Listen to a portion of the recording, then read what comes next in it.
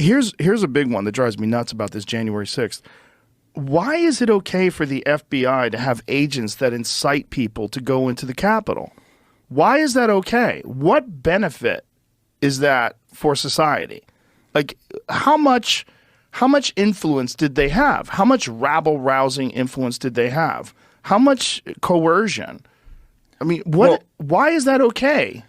So this is another topic that is fascinating because it hasn't gotten a ton of press. But if you go back all the way to the early 70s, the CIA and the FBI got in a lot of trouble for various things. The CIA for assassination schemes involving people like Castro, the FBI for,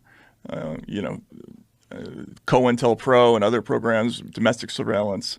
And they made changes after congressional hearings, the Church Committee, that basically said, the FBI, from now on, you have to have some kind of reason to be following somebody or investigating somebody. You have to have some kind of criminal predicate. And we want you mainly to be investigating cases. But after 9/11, they peeled all this back. There was a series of attorney general memos that essentially refashioned what the FBI does. And now they don't have to be doing crime fighting all the time. Now they can be doing basically 100% intelligence gathering all the time. They can be infiltrating groups for no reason at all, not to build cases, but just to get information. And so that's why they're there. They're in these groups. They're posted up outside of the homes of people who they find suspicious, but they're not building cases. They're not investigating crimes.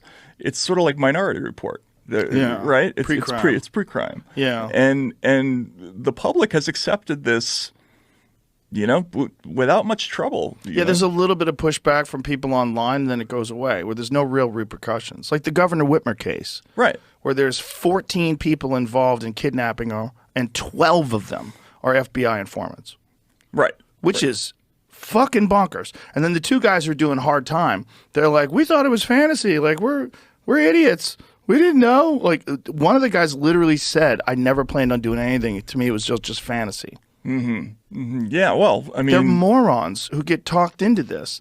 And imagine you're getting talked into this by 12 people who turn out to be informants.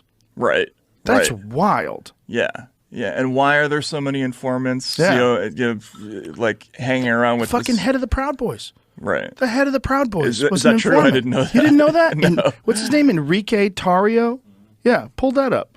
He was a fucking informant. So this guy who is at the head of the Proud Boys, the guy who's organizing the things, he was an FBI informant. Wow. Amazing. Do you know the story of the Proud Boys? The real origin story? No, I don't, actually. Oh, my God. The origin story is amazing. The origin story, here we go. Proud Boys leader was prolific informer for law enforcement. Enrique Tarrio, leader of the Proud Boys extremist group, has a past informer for federal and local law enforcement, repeatedly working undercover for investigators after he was arrested in 2012. According to a former prosecutor in a transcript of a 2014 federal court proceeding obtained by Reuters.